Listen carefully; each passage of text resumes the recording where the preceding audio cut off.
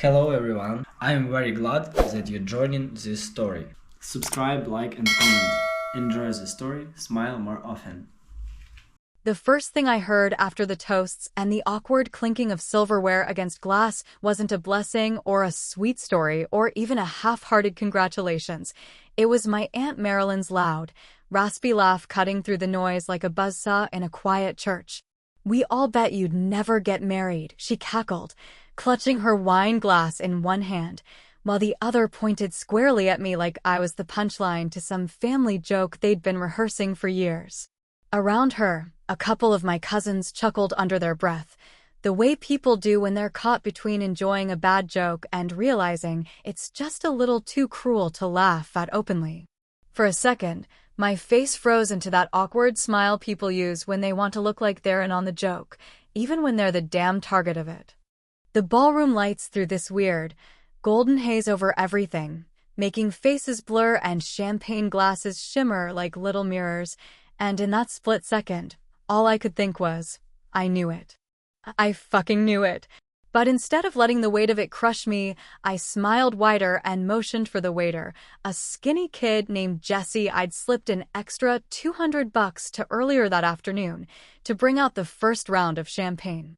The real show was about to start, and none of them knew they were already center stage.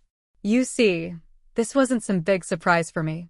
I wasn't the wide-eyed groom getting blindsided by the truth about his family at the worst possible time. Hell no. I'd known about the bet for over a year, ever since I overheard Aunt Marilyn, Uncle Lou, and a few of the cousins during Thanksgiving after they thought I'd passed out drunk in the living room. I was awake, listening to them swap stories about my latest breakup like they were picking apart a bad reality TV episode. "Poor Danny," Marilyn had said, voice dripping with false sympathy. "You think he's ever gonna figure it out?" "Not a chance," Lou had answered. "Guy's pushing 40 and still acts like he's 21. Then came the real kicker. They'd actually put money on it. Venmo transactions, bets in private group chats, whole running jokes about whether I'd ever drag my sorry ass to the altar. I lay there on the couch that night, my back turned to them, face burning hot with rage and humiliation while my fingers dug into the cushions so hard I almost ripped the seams. I remember thinking, clear as day, if they want a show so damn badly, I'll give them one they'll never forget. If your family bet against you, would you forgive them? Or would you find a way to make them eat their words? Tell me below. It wasn't just the bet itself that pissed me off. It was the way they had no doubt, not even a sliver of one, that I'd fail. Like I was a lost cause stamped return TO sender before I ever had a real shot. And yeah, maybe I deserved part of it. My 20s had been a blur of bad choices, half-finished degrees, almost careers, almost relationships. I wasn't exactly a model son or nephew. I'd get that. But there's a difference between knowing someone's struggling and taking bets on how hard they'll crush. After that night, something shifted in me. Not all at once, not a lightning bolt moment, but like a slow, ugly trickle of poison, soaking through everything. Every time I talked to them, every time I showed up at Christmas or some cousin's baby shower, it was there, a rotten little seed growing in my chest. They didn't see me trying to do better. They didn't see the guy who spent nights working double shifts to pay off old debts, or the one trying to quit drinking, or the one sitting in therapy offices just trying to understand how had become such a goddamn mess in the first place. No. They saw the screw-up. The one who always had a new disaster story ready by Easter. The one they could count on to make them feel better about their own lives. So when I met Sarah and things started to feel different, I wasn't naive enough to think they'd suddenly change their minds about me. I didn't even tell them about her for months. And when I finally did, you better believe Aunt Marilyn's first words weren't "I'm happy for you," but well, let's not start picking out China patterns just yet. I should have walked away from all of them.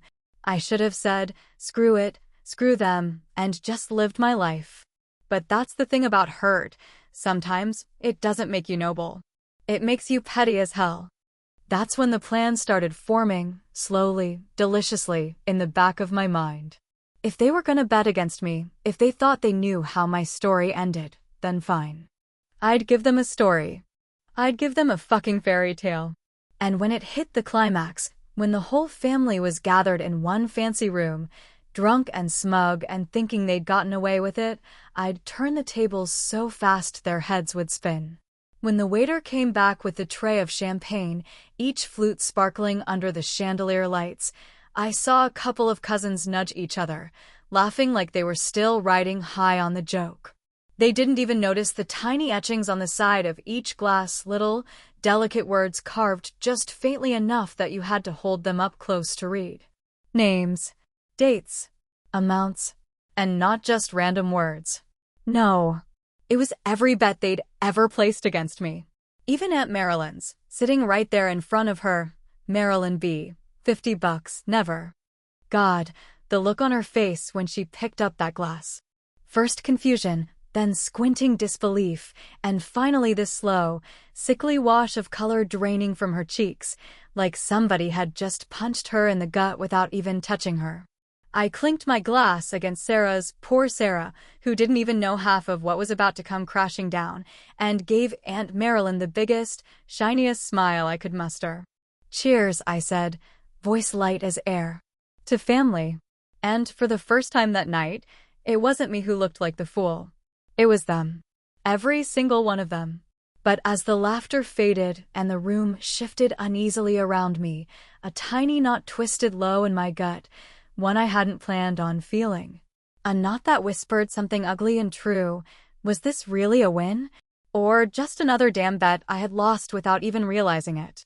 And worse still, had I dragged Sarah into my mess, just to prove a point that didn't even matter anymore? The night was just beginning, but already the ground under my feet felt less like a dance floor and more like thin ice cracking wide open. When I first met Sarah, it wasn't in some spark-filled, love-at-first-sight kind of moment that people always like to describe in their wedding speeches and bad romantic comedies. It was at a grimy little hardware store where she was arguing with the cashier about the price of a bag of nails. I stood 2 aisles over, pretending to care about the difference between 3/4-inch screws and 1-inch ones, while mostly just listening to the fire in her voice and the way she refused to back down even when the cashier started to get snippy. There was something magnetic about the way she stood there, tired, impatient, but still somehow not beaten down by it, and when she turned and caught me staring, I didn't look away fast enough. She raised an eyebrow like she was ready to start round 2, but instead, she gave this half-smile that looked like it hadn't seen daylight in a while, and just like that, I was hooked. We struck up some dumb conversation about house projects, and I lied and said I was remodeling a kitchen when really all I needed was a new shower curtain rod. It was clumsy and awkward, and not the way you imagine meeting someone who might just change your life, but maybe that's how it has to be: small, messy beginnings that you don't even realize are beginnings at all until much, much later. In the early days, Sarah made everything feel light, and for a while, I let myself believe that maybe, just maybe, I had stumbled onto something real. She was smart and sharp-tongued, not the kind of woman who giggled at stupid jokes or needed constant reassurance, like some of the people I had chased before. She challenged me, called me out when I said something dumb, and never once made me feel like a project she needed to fix. For the first time in a long time, it felt like someone saw me without squinting or holding their nose. But even as things between us warmed up, even as we started spending whole weekends together without checking our phones or making excuses to leave, there was always this shadow gnawing at the edge of my mind. It wasn't about her. It was about me, about the quiet, festering part of me that still heard my family's laughter whenever I thought about the future. I could be in bed with Sarah, her head tucked against my chest, her breathing slow, and even like she finally felt safe enough to really fall asleep next to someone, and still feel it, that pull toward proving them all wrong. Was I falling for her? Or was I just desperate to win? The question kept me up more nights than I'll ever admit to anyone, least of all her. It was around the 3rd month that the idea really rooted itself deep, coiling tighter every time I saw Aunt Marilyn's smug comments on family group texts or overheard the way my cousins still called me Bachelor of the Year at gatherings. If they wanted to bet on my failure, if they wanted to treat my life like a goddamn football pool, Fine, but I was going to beat them at their own game. And not just beat them, humiliate them. Quietly, carefully, I started collecting evidence. I already had some screenshots from old group chats where they joked about my inability to hold down a relationship longer than a Netflix free trial. I started digging deeper, checking Venmo histories, finding the transactions labeled with little emojis and comments that made it clear what the money was for. Pool for Danny's eternal bachelorhood. $50 says he screws it up before Christmas. Double or nothing on next breakup. They weren't even trying to hide it, not really. That was the part that stung the worst, how casual they were about it, how confident that I'd never amount to anything worth respecting. It wasn't just Aunt Marilyn and Uncle Lou either. It was cousins, family, friends, even some people I barely remembered from childhood Thanksgivings and sweaty summer BBQs. Each time I found another piece of proof, I saved it, screenshots tucked away in a folder named Insurance, notes scribbled in a battered old journal I kept buried at the back of my closet. I wasn't ready to move yet, not until the moment was perfect, but I knew it was coming. I could feel it like an itch just under the skin, an electric buzz that made it hard to sit still sometimes when Sarah talked about wedding venues or color schemes or what kind of cake she liked. And here's the worst part, she noticed. Of course she noticed. Sarah wasn't dumb, and even if she didn't know exactly what was going on, she could feel the tension radiating off me like heat from a car hood in July. She started asking little questions, at first playful and teasing. What's got you so twitchy, Danny? Or you're not having second thoughts, are you? But later, more serious, her brow furrowed in that way that meant she wasn't buying whatever bullshit answer I tried to feed her. I hated lying to her. Every time I brushed off her concerns with some half-hearted joke about work stress or needing more caffeine, it felt like stacking another brick on the wall growing between us. But I kept doing it anyway, convincing myself it was for the greater good, that once everything was revealed, once the final card was played, she'd understand. She'd see why I had to do it. But deep down, in the part of me that never really healed from years of screwing up, I worried. Worried that I wasn't building a life with Sarah so much as I was building a weapon to throw back in my family's faces. Worried that by the time the dust settled, there might not be anything left standing between me and the only person who ever really tried to see me. Still, the plan moved forward. I smiled at family gatherings and played the fool, laughed along with the jokes, acted like the same old Danny they had always known.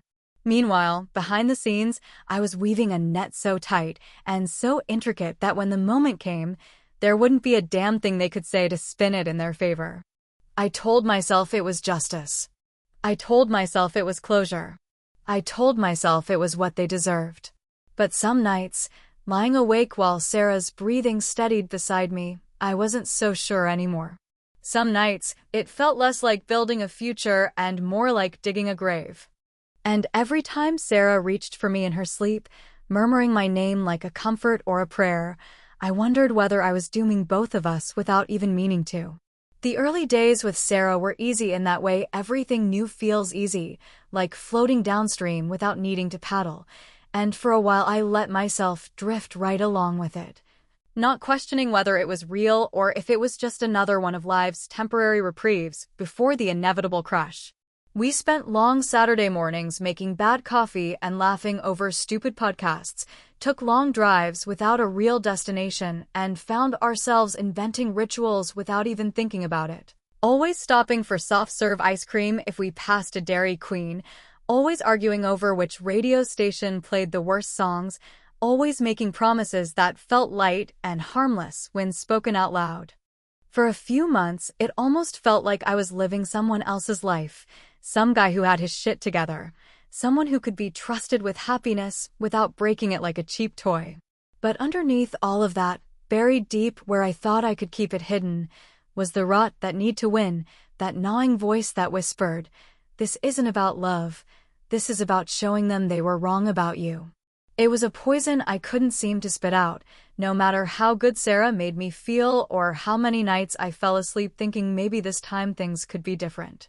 Our first real fight wasn't even about anything big, which is always how it happens, isn't it? We were putting together a piece of furniture, some ridiculous bookshelf with a million screws and no instructions written in English, and I lost my temper when a piece didn't fit the way it was supposed to. I snapped at her, sharp and stupid, something about how she was reading the directions wrong, and she snapped right back, telling me maybe the real problem wasn't the bookshelf. Maybe it was the fact that I didn't know how to accept help without treating people like they were trying to sabotage me. The words hit harder than they should have, not because they were cruel, they weren't, but because they were true. I stormed out onto the porch, needing air, needing distance, needing something to punch that wasn't the woman standing there looking at me like she wasn't sure who she was dealing with anymore. We made up, of course. Said the right words, apologized in the right ways. But something shifted after that night, subtle and slow like the first crack in a dam that eventually turns into a flood. Sarah had seen the edge of something inside me, and I knew it scared her, even if she tried to pretend otherwise. And me, I knew that no matter how much I loved the idea of us, I was still carrying a grudge so heavy it bent my spine. Thanksgiving came a few weeks later, and because life has a real sick sense of humor, it was Aunt Marilyn who decided to host the whole dysfunctional parade this year. Sarah insisted on coming with me, said it would be good for us to show up as a team, and I didn't have the heart to tell her that my family wasn't exactly the supportive holiday gathering kind of crowd. I knew walking through that door would feel less like a homecoming and more like stepping into a courtroom where I was always on trial, but I smiled and said okay because that's what you do when you're trying to convince yourself you deserve the good things you're getting. From the moment we walked in, it was clear nothing had changed. Marilyn greeted Sarah with a smile so fake it could have been printed on a billboard, and spent the next 2 hours finding every way possible to remind me, and everyone else, that I wasn't exactly the family's shining star. Little digs about how nice it must be for Sarah to take in a rescue project, how some women just have more patience than others, how it's always the ones you least expect that finally settle down, isn't it? Every comment slid under my skin like barbed wire, and by the time dinner was served, I was gripping my fork so tightly my knuckles were white. Sarah squeezed my thigh under the table, a small, private gesture meant to anchor me, but all it did was remind me that she didn't really understand what she was sitting in the middle of. She thought we were just dealing with garden variety family teasing, the kind everybody puts up with around the holidays, not realizing that for me, every joke was a confirmation that no matter what I did, no matter who I loved or how hard I tried, they would never see me as anything but a walking, talking punchline. On the drive home, Sarah tried to laugh it off, saying families are messy and complicated and that we could just build our own traditions, our own safe place where none of that bullshit could reach us. I nodded and agreed because it was easier than explaining the truth, that I didn't want to escape it, not really. I wanted to drag it all out into the light and burn it down, wanted them to choke on the smoke and ashes of everything they had ever said about me behind my back. That night, after Sarah fell asleep curled up on the couch, exhausted from too much turkey and too much wine, I sat alone in the dark with my laptop open on the coffee table, scrolling through my growing collection of evidence. Screenshots, transaction records, sarcastic messages from cousins and second cousins about how many times I had almost made it down the aisle. I added a few more pieces to the pile, cataloging them with the same careful precision as a man building a case for war. I told myself it wasn't obsession, just preparation. Told myself I wasn't letting the bitterness win, that I was still doing this for the right reasons. But somewhere deep down, past all the justifications and self-righteous anger, I knew that I was getting closer to a line that once crossed, there was no coming back from. Sarah was the best thing that had ever happened to me, no question about it. But when you've been treated like a joke long enough, when you've spent your whole life waiting for the other shoe to drop, sometimes it's impossible to tell whether the thing in front of you is love or just another bet you're trying to win. And the ugliest truth of all, in that moment, staring at the cold, hard proof of how little my family believed in me, it didn't even seem to matter. Winning felt bigger than love. Winning felt like the only thing that could make it all worth it. I closed the laptop with a soft click and leaned back against the couch, staring at the ceiling like maybe the answers were written up there, hidden somewhere between the cracks and shadows. Sarah stirred beside me but didn't wake up, and I felt a sharp stab of guilt that I crushed down before it could take root. The plan wasn't just alive anymore. It was growing, thriving, taking up all the space that should have belonged to hope. And somewhere deep inside, a small, frightened part of me realized the truth I wasn't ready to say out loud yet, that by the time I finished what I started, there might not be anything left of me that Sarah could still love. I proposed to Sarah on a rainy Sunday afternoon in early spring, the kind of day when the sky feels too heavy to hold itself up and the streets run slick with a cold that gets into your bones and stays there. I didn't make some big, flashy production out of it, no flash mobs or choreographed nonsense, just the two of us in the little diner we liked, the one with the cracked leather booths and the jukebox that only played songs older than both of us combined. I slid the ring across the table between our half-eaten plates of pancakes and bacon, my heart hammering so loud I half expected her to hear it, and for a second, just a second, I forgot about the bets, the family, the plan. Forgot about everything except the look on her face when she realized what was happening. Sarah didn't cry, she didn't make a scene, she just laughed, this big, bright, disbelieving laugh, and said yes with her whole body, launching herself across the table to kiss me, knocking over the syrup in the process. The waitress clapped and the old man in the booth behind us whistled low through his teeth, and for a few precious minutes, it was just us, two idiots who somehow stumbled into something good, something real. Something we maybe didn't even deserve, but were grabbing with both hands anyway. I wish I could tell you I stayed in that moment, that I bottled up the joy and let it carry me forward, but you and I both know better by now. Even before the syrup dried on the table, even before we paid the check and stepped out into the drizzle with our hands clasped too tightly together, the old bitterness had already started to creep back in, curling up inside me like smoke in the lungs. Because no matter how good it felt, no matter how much I wanted to believe this was a new beginning, there was still the matter of the people waiting at the finish line, already sharpening their knives. We announced the engagement at a family dinner 2 weeks later, partly because Sarah was excited and partly because I needed to see their faces when I dropped the bomb. I told myself it didn't matter what they thought, that this was about me and Sarah and nobody else, but deep down I knew that was a lie. I needed their reactions like a man crawling through the desert needs water, needed to see the way their smiles froze just a fraction too long. Needed to hear the forced congratulations and polite clapping that sounded more like an audience waiting for a magician to fail the trick. Aunt Marilyn was the first to speak, of course, raising her glass with a grin so tight it looked like it might shatter her face. "Well," she said, voice dripping with sweetness so fake you could pour it on pancakes, "I guess miracles really do happen." Around the table, my cousins exchanged quick, sharp glances, the kind people think they're sneaky about but never really are. Uncle Lou muttered something under his breath that made his wife elbow him in the ribs, and even my mother, God bless her, only managed a watery smile before immediately launching into a story about how fast engagements can fall apart when people rush things. Sarah squeezed my hand under the table, her nails digging just slightly into my palm, and I knew she felt it too, the current of disbelief and judgment thick enough to wade through. Still, she smiled. Still she laughed and toasted with them. Still she acted like we were surrounded by people who loved us and wanted us to be happy, not a pack of vultures picking at bones before the body even cooled. Later that night, after we got home and Sarah was in the shower humming some soft tune that barely carried past the bathroom door, I made the mistake of checking my phone. I wasn't even looking for it, not really, just scrolling mindlessly through notifications when I saw it. A message meant for someone else, a glitch in the matrix, a fat finger tapping the wrong name in a group chat. It was a screenshot of a new family text thread, titled The Last Stand of Bachelor Danny, complete with laughing emojis and a fresh set of bets attached.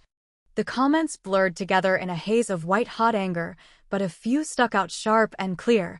100 says they don't make it to the altar. $50 says she figures it out first.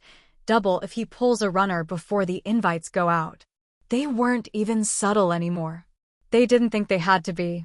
I sat there staring at the screen until the light dimmed and the phone timed out, my fingers curled so tight around it that my knuckles cracked when I finally let go. The plan that had started as a bitter joke, as a way to scratch an itch, hardened into something colder, sharper, heavier. This wasn't just about setting the record straight anymore. This wasn't about embarrassing them or teaching them a lesson. This was about survival, about making damn sure that when the dust settled, it was them who were left standing around looking like fools, not me. I told myself that Sarah would understand, that when it all came to light she'd see it was never about her, that it was about defending us, protecting what we were trying to build. But even then, some quiet part of me, the part that still remembered every slammed door, every sideways glance, every time someone said, "That's just Danny, what do you expect?" whispered that maybe, just maybe, I wasn't protecting us at all. Maybe I was using her. Maybe I was dragging her into a war she never signed up for. Still, the decision was made. I wasn't going to back down, wasn't going to pretend that forgiveness was some noble path I could still choose. They had made their bet, and now they were going to watch me cash out every last cent of their misplaced arrogance. The engagement party was set for the end of the month, a small affair at some half-fancy venue Sarah's sister had found online, and as I helped her put together the guest list and pick out decorations, I found myself smiling more and more easily, slipping into the role of doting fiancé like a man slipping into a well-tailored suit. I knew how to play the part now. I knew how to smile just the right way when someone said, "We're so happy for you," and how to keep my voice steady when people asked if I was ready for the big commitment. I knew how to make it look effortless, like love was the only thing that mattered, like nothing could touch us. But under it all, my hands itched to tighten the noose I was weaving, to pull it snug around the smug, laughing throats of every last person who had ever bet against me. The truth was, I didn't just want revenge anymore. I needed it. Like air, like blood, like a drug I could not quit. And I would get it, even if it cost me everything. The morning of my wedding dawned gray and sticky, the kind of heavy, low-slung sky that promised either a downpour or nothing at all, and somehow that seemed exactly right. I stood at the window of the hotel suite, staring out over the endless rows of cars parked in tight, nervous lines, feeling that old familiar knot twist and pull tighter in my stomach, but it wasn't about Sarah. And it sure as hell wasn't about committing myself to one person for the rest of my life. It was about the reveal, the plan I had been building piece by piece like a bomb that would detonate exactly when and where I wanted it, and the question that had been gnawing at the back of my mind for months: what would be left standing when the smoke cleared? The wait staff had been briefed 3 days earlier, a quiet, early morning meeting at the venue where I explained, very carefully, that I wanted a special moment during the reception, something dramatic, something unforgettable. I slipped envelopes thick with cash into calloused hands, looked each of them in the eye, and made sure they understood that timing was everything. They smiled, nodded, promised they had it handled, and even though I barely trusted myself at that point, I chose to believe them because it was too late for second-guessing now. The champagne glasses had been delivered to the venue under cover of darkness, each one specially etched with the names, dates, and bet amounts that had fueled this mess from the beginning.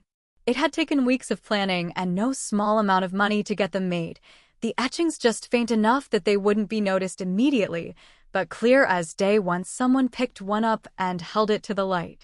I pictured Aunt Marilyn's face when she realized what she was holding, pictured the slow dawning horror that would bloom across the room like a bloodstain spreading through white silk, and the thought was so satisfying I almost laughed out loud. But then there was Sarah. Sarah, who spent the morning pacing the suite in a thin silk robe, hair pinned back in soft curls, fingers twisting and untwisting the edge of a napkin she had picked up and forgotten to set down again. Sarah, who kept glancing at me out of the corner of her eye like she was trying to solve a puzzle she wasn't sure she wanted the answer to. She finally broke while I was fumbling with the cufflinks on my shirt, her voice low but sharp enough to cut skin. "You're acting weird, Danny," she said, standing in the middle of the room like she had planted herself there on purpose, like she was daring me to deny it. Not wedding day nervous. Not cold feet nervous. Just off. I could have lied. God knows I had gotten good enough at it. I could have smiled, pulled her into my arms, made some joke about how all men panic on their wedding days, how it was normal to feel like you were walking into a burning building even when you knew it was where you were supposed to be. I opened my mouth to say something, anything, but the word stuck, thick and useless, behind my teeth. Sarah waited, arms folded tight across her chest, that fierce, stubborn look on her face that had first drawn me to her in that stupid hardware store all those months ago.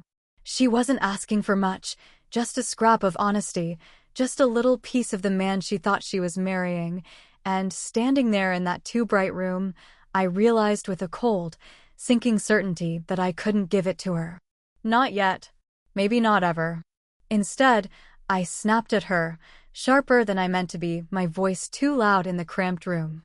"It's fine, Sarah," I said, forcing my hands to still when all I wanted to do was throw something, punch a wall, anything to break the tension suffocating us both. "It's just a lot, okay?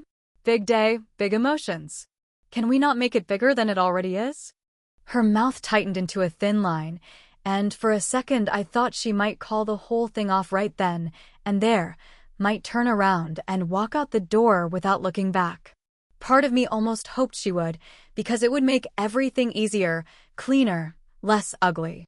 But Sarah just nodded once, curt and small, and disappeared into the adjoining room to finish getting ready without another word. I stared at the closed door for a long time, feeling the weight of what I was about to do settle heavier on my shoulders than it ever had before. I could still stop it, I thought wildly, hands trembling at my sides. I could call off the waitstaff, pull the glasses, erase the Venmo receipts and group chats and smug little notes from the slideshow we had secretly prepared. I could choose love, choose peace, choose Sarah. But I didn't. Because at the end of the day, love felt soft and uncertain and full of risk, and revenge felt solid, sharp-edged, a weapon I could wield without fear of it slipping through my fingers. Love had failed me too many times before. Love was the empty promises of a family that laughed behind my back. Revenge was the thing that kept me standing when everything else tried to knock me down. The ceremony itself was a blur, a smear of candlelight and soft music and the low murmur of 100 half-bored guests pretending to be invested in something they couldn't care less about. I said my vows in a voice that sounded steady to everyone else but echoed hollow in my own ears, slipped the ring onto Sarah's trembling hand, kissed her when the officiant told me to. She smiled up at me with wet eyes and a heart so wide open it made me sick, and I smiled back because that was the role I had promised to play. Then the reception. The part where the trap was set, where the trigger waited under the glittering surface of an ordinary celebration. The waiters circulated with their trays of champagne, glasses glittering under the chandeliers, etched names and numbers catching the light if you looked close enough. Somewhere behind the scenes, the slideshow file waited on a laptop, ready to flip the script the second I gave the signal. I watched it all unfold from the head table, Sarah's hand tucked lightly into mine, her thumb tracing little circles on my wrist like she was trying to soothe a beast she didn't even know was inside the cage. I watched Aunt Marilyn swan through the crowd, laughing too loudly, watched Uncle Lou balancing 2 glasses of champagne in one hand and a plate of shrimp in the other, watched my cousins sneaking cigarettes behind the rented hedge wall, still thinking they were so damn clever. I watched, and I waited. Because today wasn't just the day I got married. Today was the day I took back my name, my pride, my damn dignity, and I was going to do it in front of every last person who had ever doubted I could. Even if it meant setting fire to the only thing in my life that had ever really been real. Even if it meant burning down the whole damn building with me still inside. There is a moment at every wedding when the energy of the room shifts, when the polite chatter and the clinking glasses give way to something looser, a little more wild, when the masks start to slip just enough for the truth to seep out around the edges. I had been waiting for that moment all night, sitting there with my champagne glass balanced perfectly between my fingers, Sarah's hand still wrapped around my arm, her body pressing lightly against mine like she still believed we were standing on solid ground. The DJ announced that it was time for toasts, and the first few were what you would expect, Sarah's sister crying through a shaky speech about childhood dreams, my best man laughing too hard at his own half-forgotten college stories, a couple of friends trying to be funny and missing the mark by a mile. I nodded and smiled at all the right times, clapping when it was expected, even managing a few genuine laughs that felt strange and foreign in my throat. Then it was Aunt Marilyn's turn, because of course it was. She grabbed the microphone with the kind of swagger that only comes from years of believing you are the star of every room you enter, her heels clicking sharply against the wooden floor as she made her way to the center of the dance space. She was wearing a dress too bright for the occasion, some garish shade of coral that made her skin look like sunburned leather, and she grinned out at the crowd like she was about to deliver the best punchline of her life. Well, she started, voice booming a little too loud through the speakers, already a little drunk and careless with her words. I have to admit, when Danny told us he was getting married, I thought someone was playing a joke on me. The crowd chuckled, that uncomfortable, brittle kind of laughter that people give when they are not quite sure if they are supposed to be laughing or cringing. I felt Sarah tense beside me, her nails digging just slightly into my skin through the fabric of my jacket, and I covered her hand with mine, squeezing gently, silently telling her to just hold on a little longer. Marilyn was just warming up, pacing slowly across the floor, tossing little grenades with every sentence. We all had a good laugh about it, didn't we? She said, turning to wink at the table where most of my cousins sat.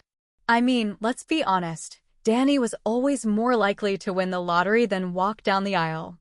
More laughter now, louder this time, more confident, people feeling safer in numbers. And between you and me, Marilyn continued, holding her champagne glass aloft, there might have even been a little friendly wager or two about whether today would ever happen. That was my cue. I smiled big and wide and sharp as a knife, and nodded once toward Jesse, the same young waiter I had bribed months ago, the one I had trusted to know exactly when to flip the switch. He gave a barely perceptible nod back, then turned and disappeared behind the bar. The lights dimmed slightly, just enough for the projectors to kick in without it being too obvious at first, and the screens that had been playing boring loops of Sarah and me growing up suddenly flickered to something new. Venmo receipts. One by one, they appeared on the walls behind the bar, filling the space with huge, unmistakable proof of the bets that had been placed against me, bright. Ugly screenshots of money transferred with messages like $50 Danny never gets his shit together and 100 says he bails before the altar and double or nothing if he cries off at the rehearsal dinner. The champagne glasses were served at the same time, each one handed carefully to the family members who had placed those bets, the delicate etchings catching the low light, making them almost glow with accusation. The room froze. You could feel it happen, the laughter dying in throats mid-chuckle, glasses halfway to lips, smiles faltering into slack-jawed horror. A ripple of confusion swept through the crowd first, people craning their necks to see what was happening, squinting at the walls, at the tiny words etched into the glasses they held. Then, as realization set in, it hit them like a cold wave crashing over the whole damn building. Aunt Marilyn stood there, blinking at the screen like she couldn't quite make sense of what she was seeing, her mouth opening and closing without sound, the microphone hanging limp in her hand. Her champagne glass, her custom-etched glass, trembled so badly in her grip that a few golden drops splashed onto the floor at her feet. I watched her read her own name projected 20 feet high on the wall, watched her see the message she had sent with her $50 contribution to the betting pool. Marilyn B., $50, never happening. She turned white, the blood draining from her face so fast I half expected her to faint right there on the dance floor.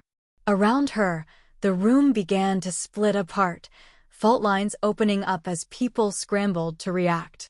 Some laughed, sharp and mean and delighted at seeing someone else finally humiliated. Some turned angry, faces flushed, voices rising in low, embarrassed murmurs. A few stormed toward the exits, muttering curses under their breath, trying to distance themselves from the sinking ship. Sarah stared at the walls, at the glasses, at me, her mouth opening in a small O of shock. She dropped my hand like it burned her, stumbling back a step, and for a moment, it wasn't the laughter or the anger or the chaos that cut the deepest. It was the look on her face, the dawning realization that she had no idea who the hell she had just married. I rose to my feet slowly, lifting my glass in a mock toast toward Aunt Marilyn, holding her gaze even as she visibly flinched under the weight of it. To family, I said, my voice low and steady, the words slicing through the stunned silence like a blade. Always there when you need them. Nobody clapped. Nobody laughed. The silence stretched out long and ugly, broken only by the soft clink of champagne glasses being hastily set down on tables and the shuffle of shoes on hardwood as guests began to move, confused and restless and eager to put as much distance as possible between themselves and the wreckage unfolding before them. And even as the room turned colder than a morgue, even as Sarah looked at me like she was seeing a stranger, even as the fragile life we had been trying to build together began to crack and splinter right there in front of everyone we knew, I couldn't bring myself to feel sorry. Not yet. Because for the first time in a long, long while, it wasn't me standing there looking like a fool. It was them. Every last one of them. And it was about damn time. The noise after the reveal wasn't loud, not at first.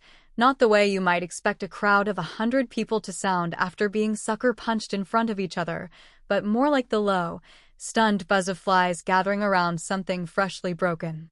I stood there at the head table, still holding my champagne glass like it was a trophy, watching the room splinter and crack in slow, deliberate ways, almost beautiful if you were the kind of person who could find beauty in wreckage. Aunt Marilyn was the first to move, and when she did, it was like a dam had burst somewhere inside her, releasing years' worth of smug self-satisfaction and bile in one furious scream that echoed off the high-vaulted ceilings.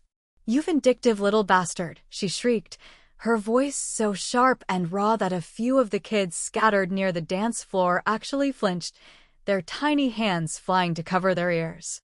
She slammed her glass down on the nearest table, hard enough to splinter it into a spider web of cracks, and stormed toward the door without another word, heels snapping against the floor, the coral-pink dress flaring behind her like a warning flag.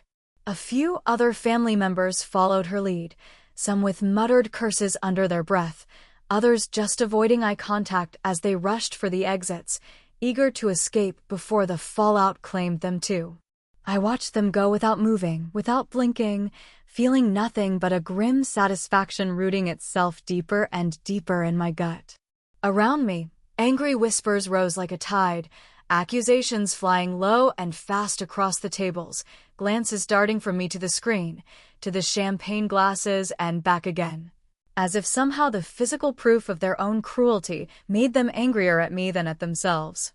One of my cousins, Ricky, who had thrown $20 into the pool and laughed the loudest the night, I overheard them all betting against me, stomped up to the table and jabbed a finger into my chest so hard I actually rocked back a little.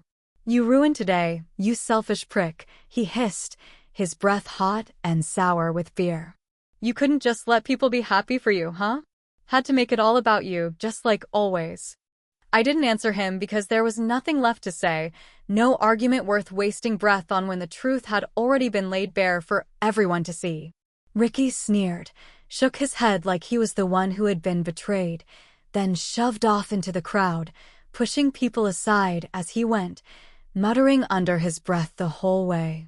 More people left after that, peeling away from the event like leaves blown off a dying tree, until the room felt cavernous and echoing, like the hollowed-out shell of a party that had ended long before the cake was ever cut. The staff, to their credit, kept working through it all with the professional detachment of people who had seen weddings go sideways before, but even they moved faster, clearing plates and folding up chairs with the silent, efficient energy of people who wanted nothing more than to get the hell out of Dodge before the next explosion went off. Through it all, Sarah didn't say a word. She sat beside me, rigid and pale, her hands folded tightly in her lap like she was afraid that if she moved even an inch, she would shatter into pieces right there in front of everyone. I could feel her pulling away from me, not physically, not yet, but in that deeper, colder way that means something inside a person has already decided to leave even if their body hasn't caught up yet. When I finally turned to look at her, really look at her, she met my gaze with an expression I'll never forget as long as I live. Not anger, not even sadness, but pure, exhausted disappointment. The kind that drains all the color from a person's face and leaves them looking like a ghost of who they used to be. "You didn't marry me," she said quietly, so quietly that for a second I wasn't even sure I had heard her right. "You married your grudge." There was nothing I could say to that because she was right, and we both knew it. I opened my mouth anyway, the instinct to argue or defend myself kicking in automatically like a reflex you can't unlearn, but she shook her head once, sharply, and I shut it again, the words dying somewhere between my heart and my teeth. The rest of the night passed in a miserable, dragging blur. We cut the cake because it was already paid for, posed for a few stiff, miserable photos because the photographer looked like she might cry if we canceled on her now, danced a single, slow, awkward shuffle under the half-hearted applause of the handful of guests who hadn't abandoned ship yet. I don't even remember the song we danced to.